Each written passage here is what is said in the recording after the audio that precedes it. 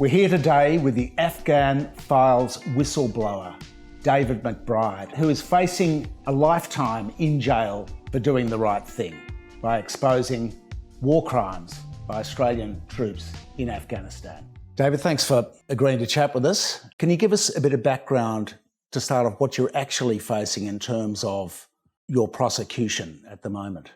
Well, you rightly said I'm facing a possible lifetime imprisonment. And there's actually an unlimited upper limit, so I could die in jail. I'm in my late 50s now. Even if they say, well, you could have got 200 years, we're only going to give you 20. That's obviously it's a big thing. It's something that I'm not complaining about though, and I like to emphasise I don't feel sorry for myself. This is something I've gone into with my eyes wide open. I believe it's an issue that needs to be sorted for Australia's future. And I'm proud to stand up for what I believe. And if I've committed a crime, I'll go to jail. I'm all about the rule of law. So I'm not trying to get sympathy. I'm trying to get justice. And your situation, in some respects, mirrors that of a number of Australians who have acted on principle and have come out and said this is wrong in their various professions and have been persecuted for it. We have Witness K and Bernard Collaery. We have, of course, Julian Assange, the most globally recognised of this type of prosecution. We have Richard Boyle, who took on the ATO. There are a number of Australians. How would your situation, do you think, differ from theirs? It's very similar, and there's more similarities than differences. And the key thing, this is why my case is so important. We need to work out whether it's okay, whether the government can say it's illegal to report government crime. Now, they have a bare majority, they can do that. I believe if they can do that, there's no reason why they can't pass a law to say it's illegal to vote for anybody but us. I think that's wrong. I think it doesn't matter whether Parliament has passed a law, legislation. If it fundamentally goes against the spirit of democracy, it cannot be law. I don't think you can ever make it illegal to report government wrongdoing. And that's what my case is all about. So can you tell us, just give us a background, a bit of a briefing on the timeline and what actually happened in terms of your involvement in the armed forces in Afghanistan and things that happened subsequently that brought you to this position that's been going on for a decade? One of the similarities that I have with the ATO whistleblower Richard Boyle and Bernard Collaery, the cases that you mentioned, and in fact, Jeff Morris, the Commonwealth Bank whistleblower, is that we were all actually relatively conservative-minded people who believed in the rule of law and believed in doing our job. That's one of the misconceptions that whistleblowers are sort of are activists or bomb throwers. Generally, we're people that very much believe in doing the right thing. When we believe the propaganda that actually the government is good and the government follows the law. And when we see something wrong, we think that it's actually our job to speak up. I have a very sort of blue chip background, I can't deny it. I'm from a wealthy family. I went to a good school in Sydney. I joined the British military first. I went to Sandhurst. I went to Oxford University.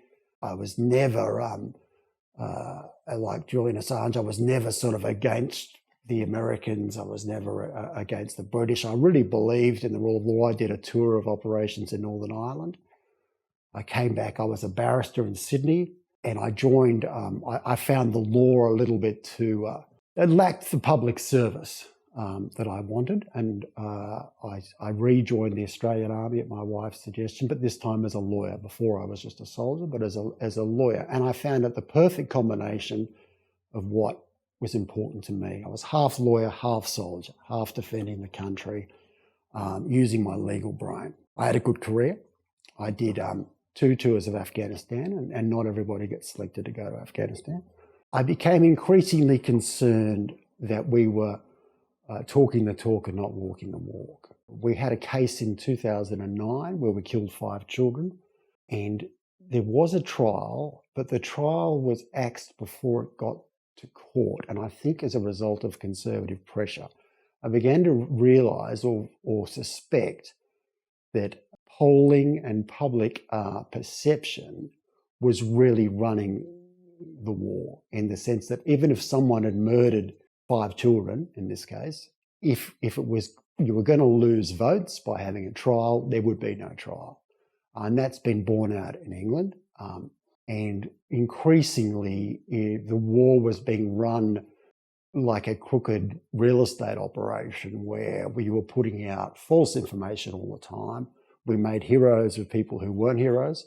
We made villains of people that weren't villains. And that's one of the important things.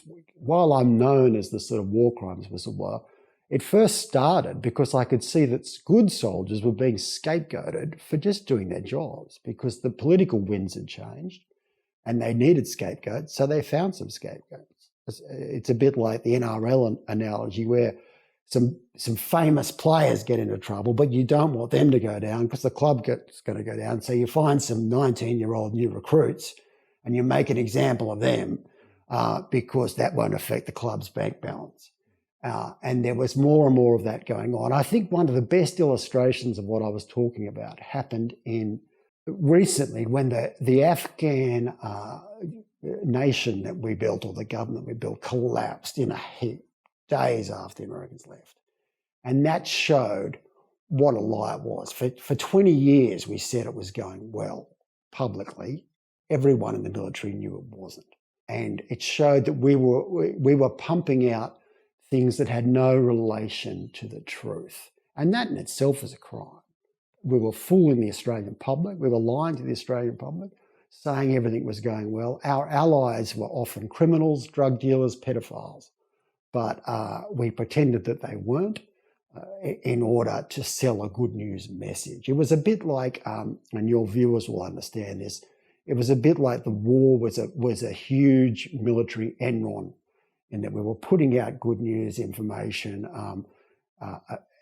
things were going well, but it was a house of cards, a Potemkin village which was about to fall down. I could see that in all sorts of levels. We were putting out PowerPoint to say, oh, look how well we're doing, when it had no bearing on the truth. We were showering medals on people who were murderers, and we knew that. And occasionally we'd make a scapegoat of someone who was just doing their job. So it was a big problem. It was hard to get people interested because it just sounds too big. And you would have this as well. I mean, if you start to talk to someone about it, especially when I was a true believer, and I believe the whole stuff. I still do. I still do believe that democracy is good, and we should be fighting for freedom. All of that stuff's good. It sounds good, but when you begin to see the seamy side of it, it's a bit like a police force which has become corrupted.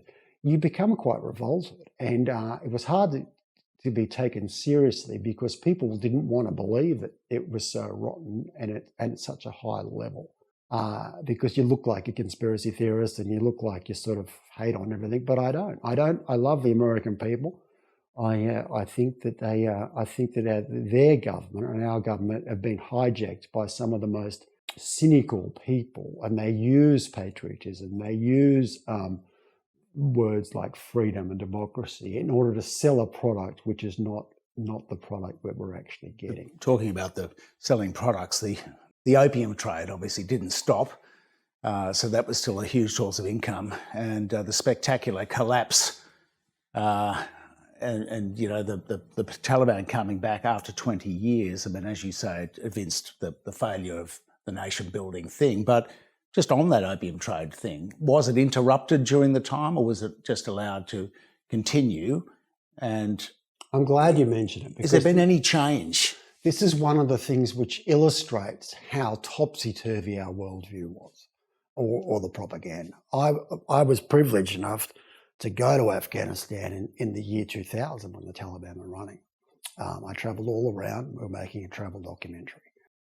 And being a former soldier, even though the Taliban were already demonised around the world, I had some sympathy for them. I knew that they were an amateur government, and I knew they were a product of the Civil War and the Russian and 20 years of terrible things. So The Taliban actually destroyed the heroin poppy because they decided, Mullah Omar decided it was un-Islamic and that addicts were bad, Afghan addicts were dying. And he probably didn't think it was good for American kids to be dying either. So they actually destroyed it. They were desperate for money. They had thousands of people dying of famine, but they still destroyed the poppy. And I know that because we drove around and we saw all the fields, and they were the sort of people, if they said something, they did it. They weren't like us.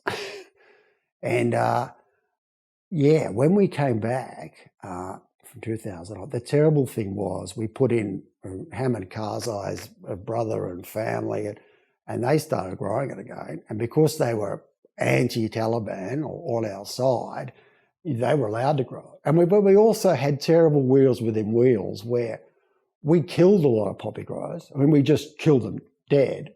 And that was against international law. But the Americans just decided, as they do with their very questionable interpretations of international law, to say, if you're growing poppy, you're going to give the money to the Taliban, therefore you're Taliban, and we're just going to kill you. That's wrong, and that was actually murder. But the Australians were involved in a lot. This is one thing that hasn't come out yet. We're involved in what they called a lot of anti-nexus operations, where we just killed poppy growers.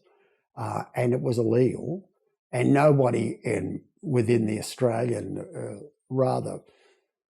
had enough backbone to say, are we sure we can just kill people for growing poppy? And it's particularly ironic and disgusting to me because I did years and years of training, both at law school in Oxford and in the military, and I knew that wasn't right. I knew that you couldn't kill people for being even involved in organised crime. You couldn't just make that connection and just say, oh, well, you must be part of an insurgency. Not necessarily, and you can't just do the death threat, but they've got away with that. And the poppies come back, and now and there is credible evidence that the CIA are involved in the growing of the poppy. So it's become sort of disgusting. We try to paint the Taliban as these evil people, and there was a lot of propaganda that said they were behind the poppy and whatever. Actually, the opposite was true. For all their kind of medieval ideas, they killed the poppy. They thought it was kind of evil. And when we came back, it was their toxic nationality that we were right and they were wrong, meant that we grew poppy. We used the money for ourselves. We got allies who were openly pedophiles, openly murderers. We would engage with anybody as long as they would be on our side. And it still makes my skin crawl now as I'm saying it, particularly for someone who grew up as such an idealist. I began to see that we were the bad guys. We were full of it. We said the stars and stripes and we talked about democracy, but we were drug dealers. We were poppy growers. Well, we were murderers. We did Abu Ghraib, which had no one high up got punished. We cynically did Guantanamo Bay, and they actually they said, oh, well, if we bring these prisoners back to America, they're going to have rights. Even if we keep them in Afghanistan, they're going to have some rights. But if we bring them to some place which has a questionable legal status, we can torture them. And the rendition was the same. We can't bring them back to America and torture them. We'll take them to Kazakhstan and we'll pay them, a couple of $1 billion so we can torture them in Kazakhstan. That's our allies. That goes against all the training I had. And I was repulsed by it. And the more I looked into it, I actually started it relatively small. And this is a point worth making as well, is that I didn't go straight to the media. I wrote a very diplomatically worded 20-page document with 400 attachments. This was in what year? This was in 2014, after my 2013 deployment, where they'd threatened to arrest me because they said, I was obstructing justice, but I was actually standing up for some soldiers who were being made scapegoats. I said, you've got to apply. Simply, I just said, we have got to apply the law in investigating SAS people. By this stage in 2013, the winds had changed and they were looking for some SAS scapegoats, I believe. And they were trying to put some people on trial for murder who had simply just done their job and may have shot someone by mistake in the heat of battle, but they had not committed murder. But the military brass was so cynical, they needed someone to go to jail, and they were looking. And I stood up for this guy and said, no. I didn't say he was innocent. I said, we just need to apply the law. And they tried to put me in jail for that. And that made me think, this is a strange What thing. charge did they try to make stick? Obstruction of justice. And that was never going to work. I just laughed at that, a bit like you did with your defamation. I was like, how can a lawyer be guilty of obstruction of justice by giving a legal opinion? You know, you might have a different legal opinion, but if you don't want a lawyer to give a legal opinion, why do you send him to the battle space anyway? But I began to see the reality of the military structure, and it wasn't about, they have lawyers just for show. It wasn't really, they didn't expect me to follow the law and help SAS soldiers. They wanted me to follow orders. And if the politicians wanted a scalp, they wanted me to bring them a scalp. And I didn't like that. And when I got back, I wrote a 20-page complaint, internal, not even a complaint, because it's a very hierarchical structure, and you lose your job for being rude to a senior officer. And they can actually, it's something called insubordination, which just means having an attitude and put you in jail. So I couldn't have an attitude. I wrote this thing, and I did it in my spare time, and it took me months and months and months. And now even when I read it back, I'm quite impressed by it. I even saw the AFP. I contacted the AFP hotline, and I said, I think there's something wrong in the Defence Force and that we don't follow our own laws, and we do it deliberately. And if nothing else, it's a spending offence, because you're only meant to spend money on legitimate goals of a department. That is fighting the war. But we were spending money on false media messages, which is not fighting the war. And we were spending money on scapegoating people, again, which is not fighting the war. And it was because they've worked out that if the electorate likes the military, they will tend to re-elect the incumbent government. And so they were important. It was important for them, for the electorate, to like the military. So they were spending money. It was a way to get around election advertising. It was spending a lot of money on making the military likeable, regardless of the facts. And so I said, even if it's just on a pure spending law, we need to have a look at this. So the AFP fought me off. They said, if the government does it, it can't be illegal, basically. And they said, anyway, you've got your own military police, and if there's anything wrong, they will find out. I said, the military police work for the generals. You know, they can't. They're not going to investigate their own generals. So don't expect them to do anything. And they were like, yeah, well, sorry. They were quite good. I mean, they weren't evil, but they were just like, yeah, that's shit happening. That's a bad world we live in. You know, the government can do what they want. So anyway, I wrote this long internal complaint, and I was trying to say, look, we need to follow the law. We can't just scapegoat people one day, lionize people the next. We do, if there's an allegation of murder against a famous person, we have to look into it. You know, we've got carry. And at that time, I was still a true believer, and I was hoping they'd come back to me and say, with a deep breath, they'd say, "Look, you're right.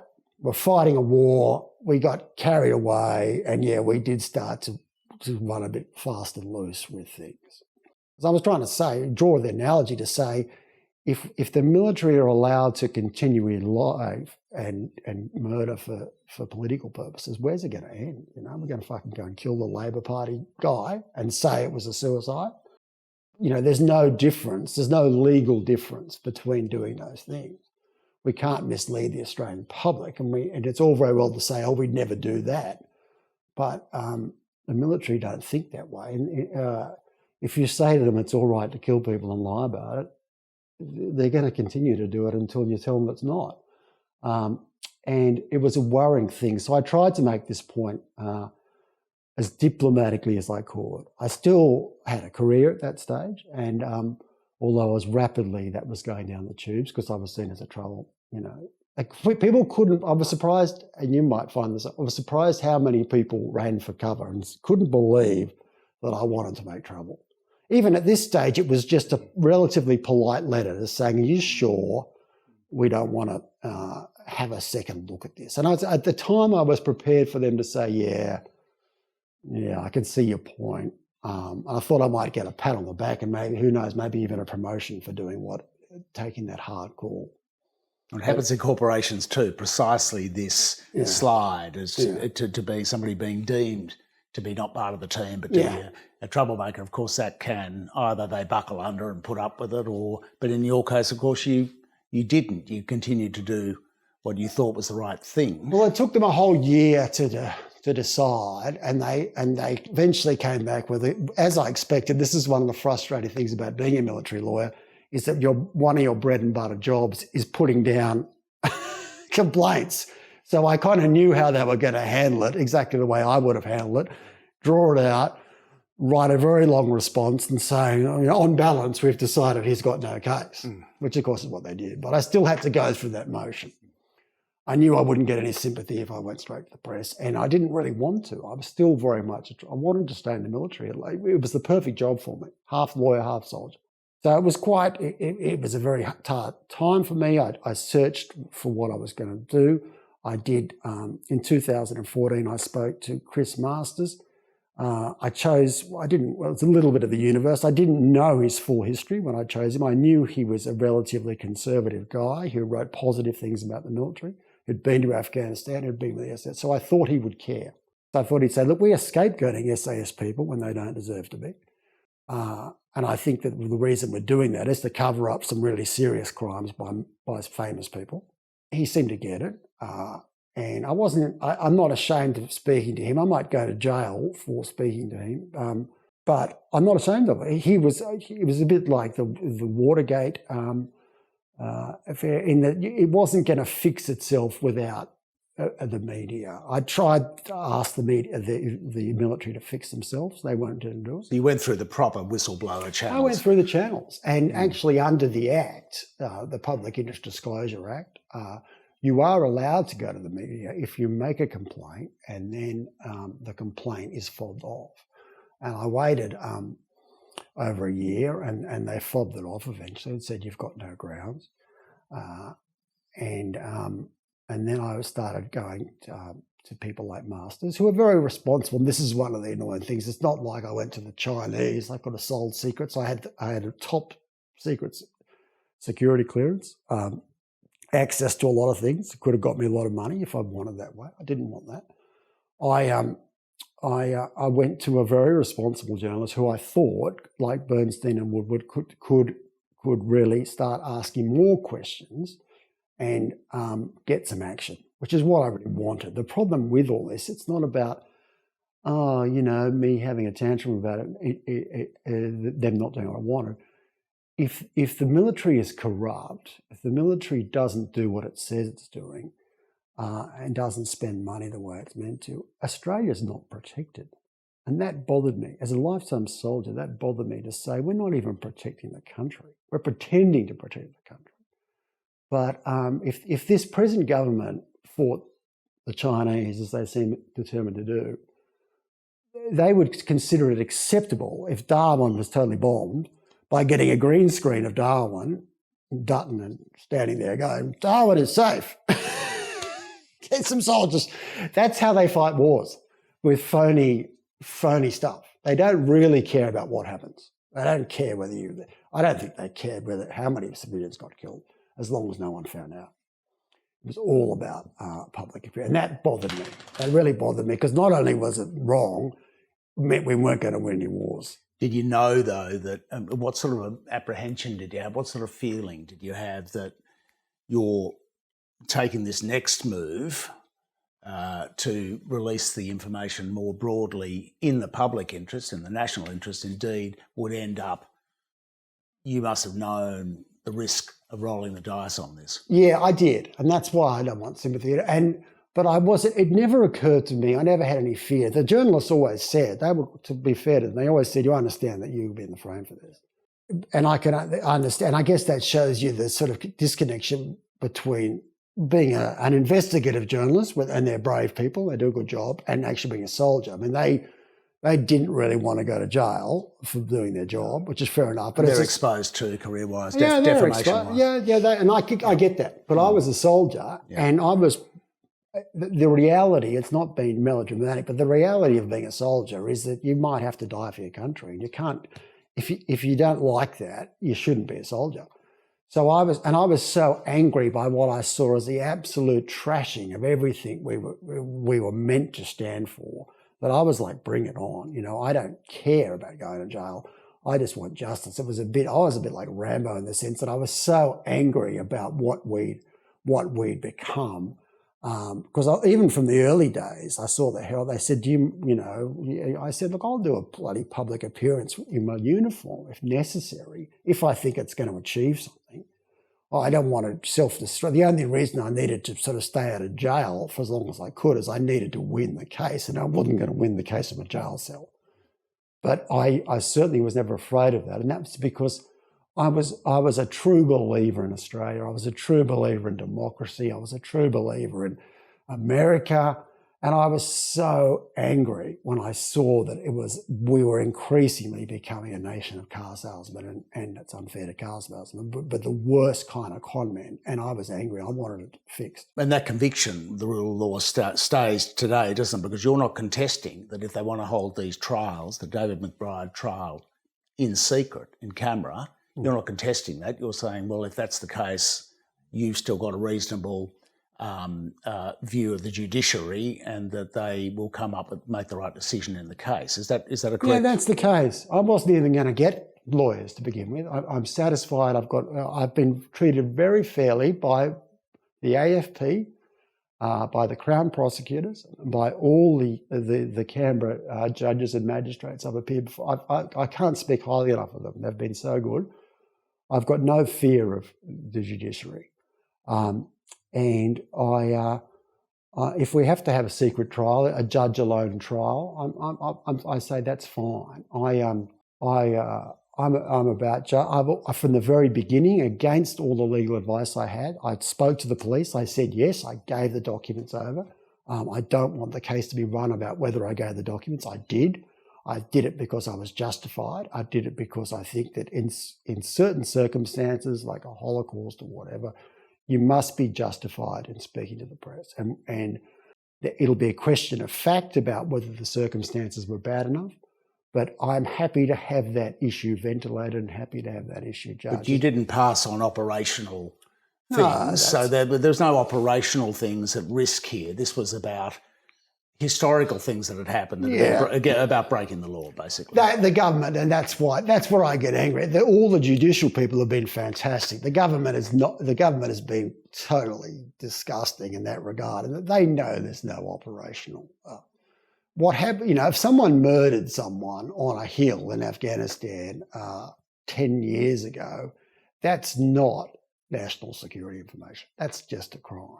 And the idea that would somehow endanger us to the Chinese, it's just disgusting BS. It's not national security information that a crime occurred and a child was murdered and it was covered up by a government official.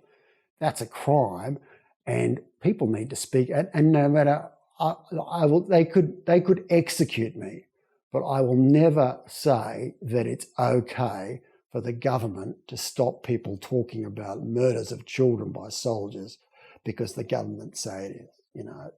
That's wrong. Just another issue here in the aftermath of Afghanistan, since the withdrawal, of course, the people that are sticklers for we should have been there in the first place and our conduct was fine, they're basically the people, the promoters of it,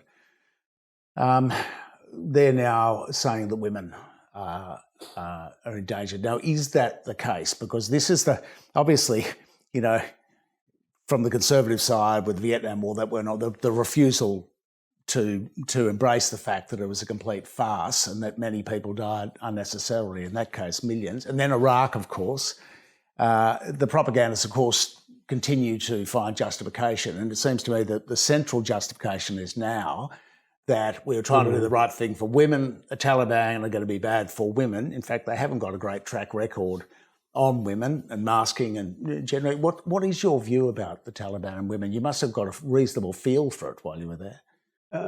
That's all a crock. The only reason they even say that is because they know it's likable. Win the progressive. One of the things I used to do as a military lawyer was sign off on what they call information operations, PSYOPs operations, which is false information we put out in order to win the war, whatever that may be.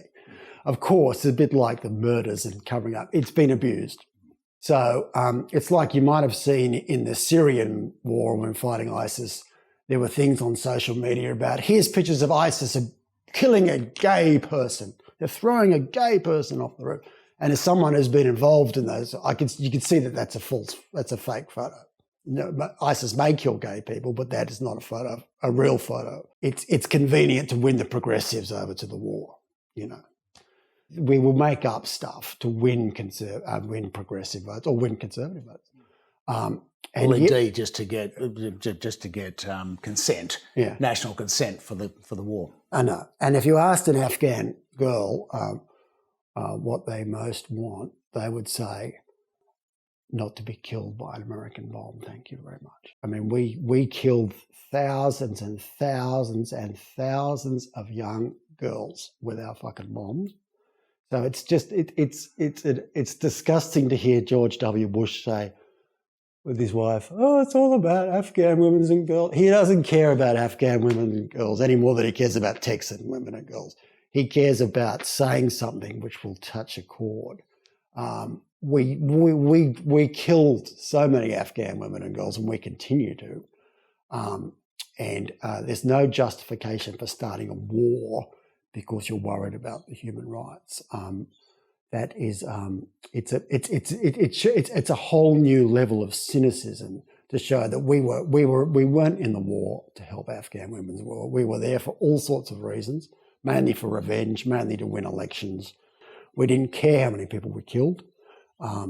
And Afghan women and girls, if they're honest, can't stand George W. Bush and his phony sentiment, and anybody else that kind of says the same thing. They know that we don't really care about Afghans. That is something that we use to sell a product, which was a war which was run for political purposes. So tell me where we're up to exactly now. Now, you've had the proceedings delayed for another year or something. You've got this hanging over your head until the kick-off isn't even until for another year or something. It's not even really kick-off. It's pre-season in the sense that there's an original trial, a pre-trial about whether or not I'm protected under the Public Interest Disclosure Act, which is an act which you would expect, judging by the name, is out there to protect people who do public interest disclosure. And they've already admitted that it was a public interest because they've they've decided not to continue with the charges against the ABC journalists. And the reason that they gave was because it was a public interest story. And they don't prosecute people for public interest stories. Right. Okay, so it's on the record that they know it was a public interest story, and you think I'd be protected by the Act. But the Public Interest Disclosure Act is a bit like the Fair Work Act. It seems to be the opposite to what it actually proclaims to mean. So first we've got to decide whether I don't know. I'm not actually confident that Act's going to protect me, only because the Act is so ridiculous. And not even now we've got this ridiculous Kafka situation where the government has admitted the Act is pretty hopeless and needs to be rewritten, but I'm still going to go to trial under the old Act. Go figure. Taxpayer money, not their money, why not?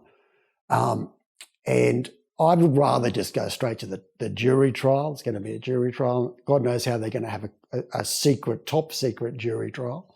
I imagine everybody in the jury might be, they've all got security clearances. It might be a very conservative pool, as you might say. Well, they need to have security clearances. Well, it's all if the government are going to be hoist on their own petard to a certain extent. On one hand, they're saying this is all super, super, super, information.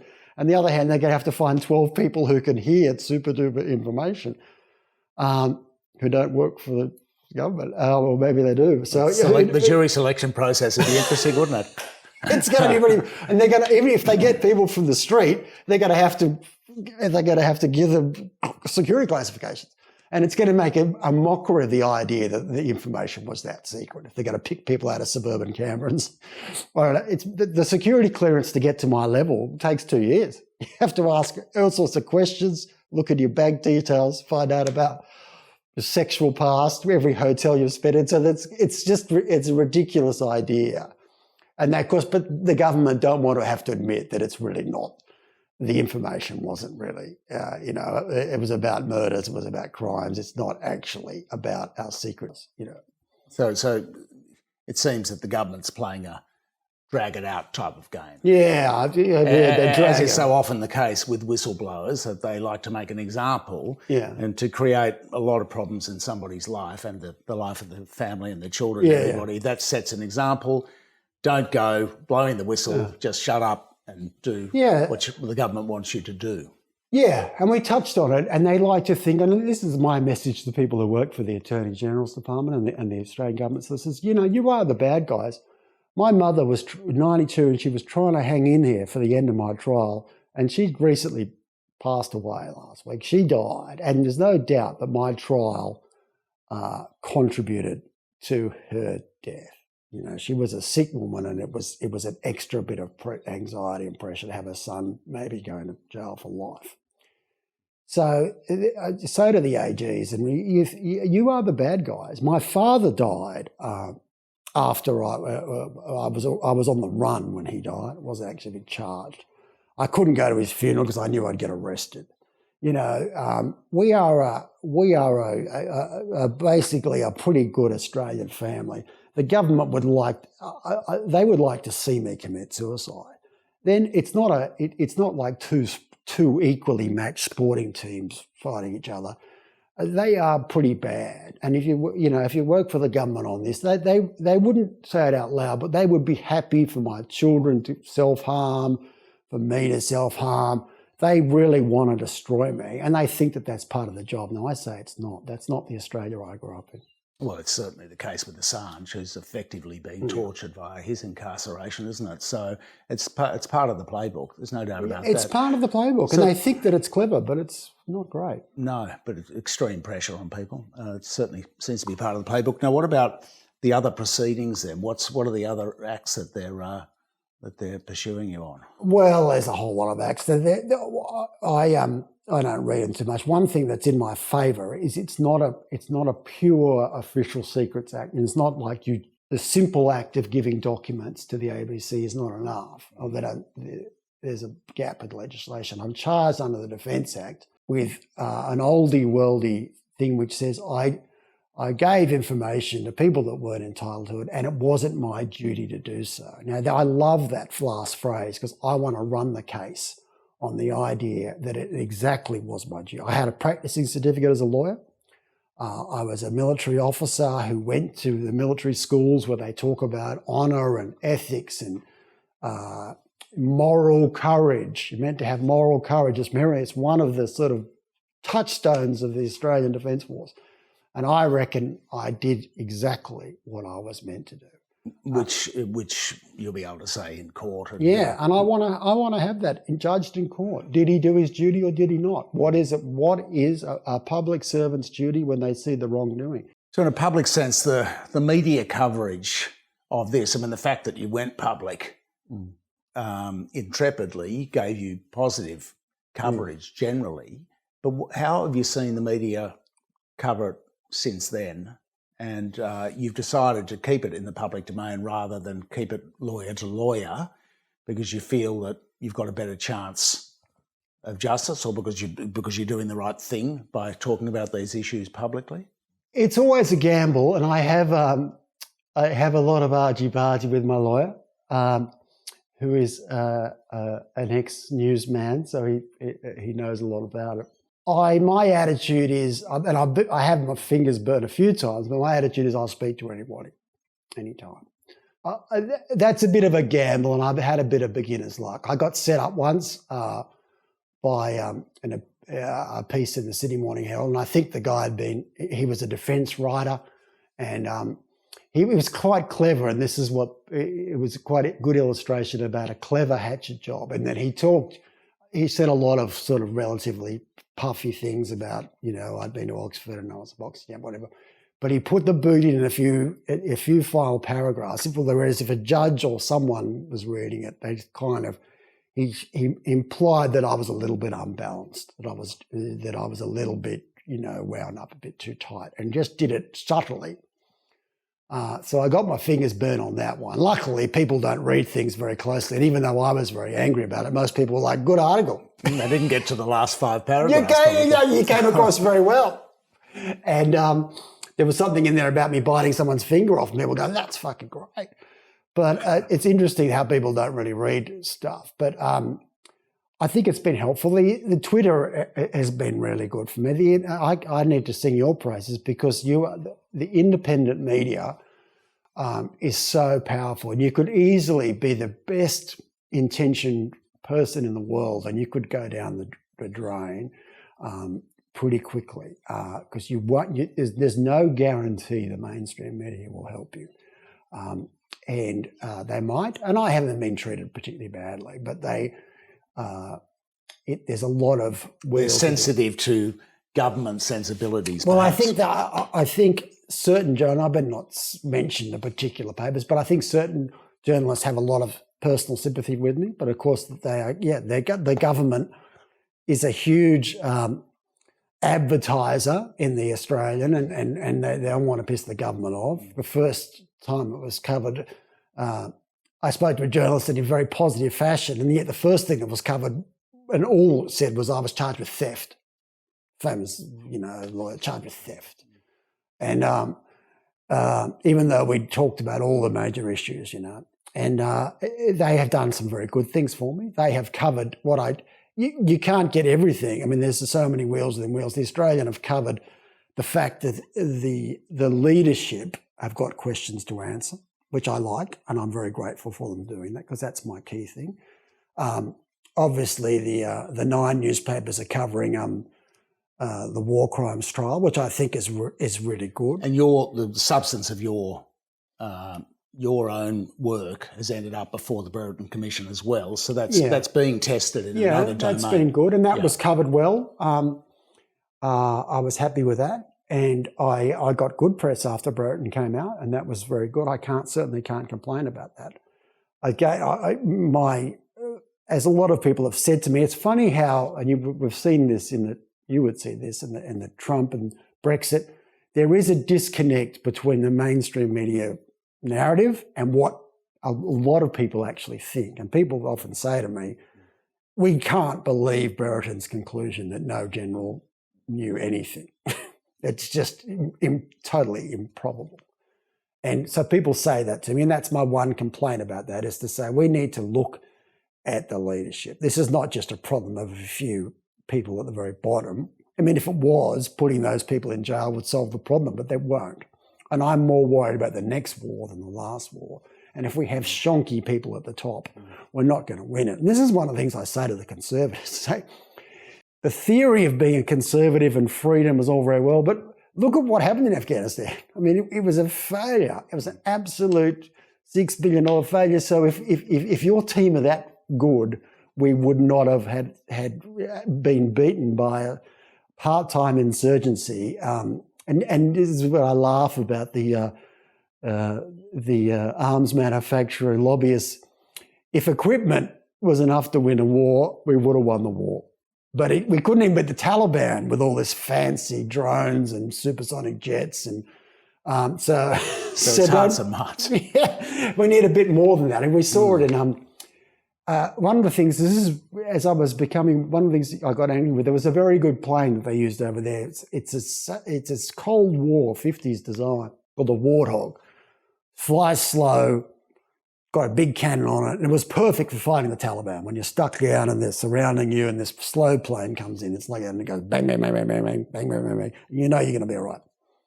Anyway, they had plenty of them. They could have kept making them, but they phased them out. And the soldiers on the ground said, what are you getting rid of our best weapon for? And they brought in the F-35 $6 billion plane, which wasn't even as good, because it flew so fast. You couldn't just hit the targets on the ground. You have to come back for another one. By that time, everyone was dead, But because Boeing or McDonnell, whoever was pushing them in Washington, they were getting the orders for them. I think this is one of the reasons. It's very cynical, but I'm saying that I've talked from an insider who's seen a lot of secret documents.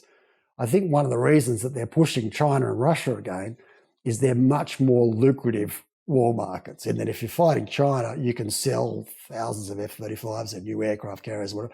The problem with fighting the Islamists is that you couldn't justify, new fighter planes and aircraft carriers, and that was a problem. And but the reality, of course, is though that fighting the Islamists, you can keep the wars going for a long time. I mean, what would happen if China did actually decide to have a crack at Australia, or we did get involved in a war with China? Well, this is the thing, as I say, and I really speak to your conservative viewers here.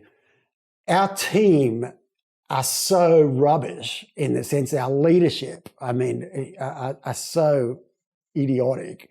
Our military leadership, we couldn't beat Fiji in a war. It's not that we don't have the equipment.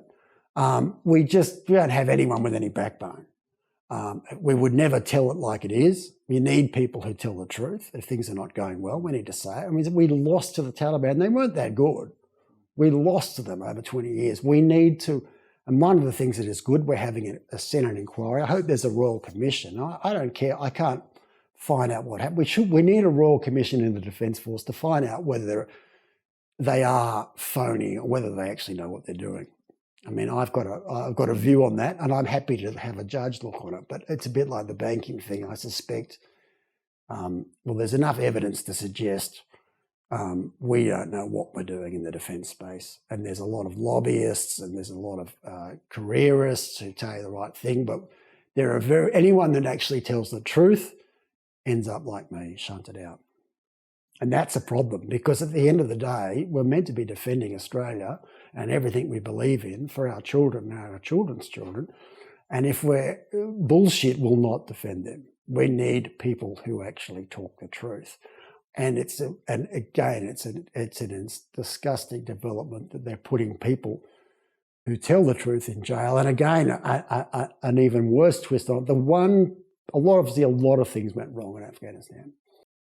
There is one person in Australia who's going to go to jail for Afghanistan, and that's me.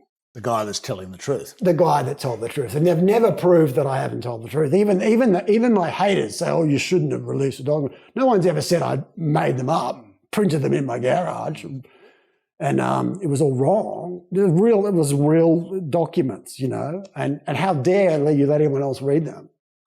My God, if the Australian public found out, what we're actually doing. It doesn't make sense. People just don't. But psychology is an important thing. A lot of people hate me and say, he broke the rules. He broke the rules. It's like, well, I think the military broke the rules, and I think someone needed to stand up and be counted. Do you have background silent support from people in the establishment that would be too scared to say anything publicly, but would feel that you were doing the right thing? I think so. I think a lot of judicial people, I think people I admire know that it was a hard road, and I did it. A lot of people, frustrated people in the public service, support me because they know the public service has been completely politicised, and that now they've got the senior executive officers that get huge pay rises for basically doing what the government wants and not actually helping Australia.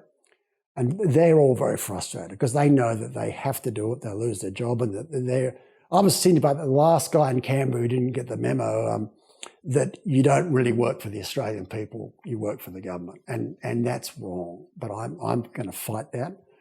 So a lot of people support me in that, but people are quite scared. Yeah, I do get whispers to say, well, we support you. I don't know, in the Defence Force, they would be in trouble even for having my phone number, as such as the sort of witch hunt. But I like to think there's what I love is a lot of everyday Australians write to me, farmers and retired cops and things like that. And they say, we're grey nomads now. We think what you've done is great. Here's $10, whatever. I love that. I think the average Australian is a really good person. Yep.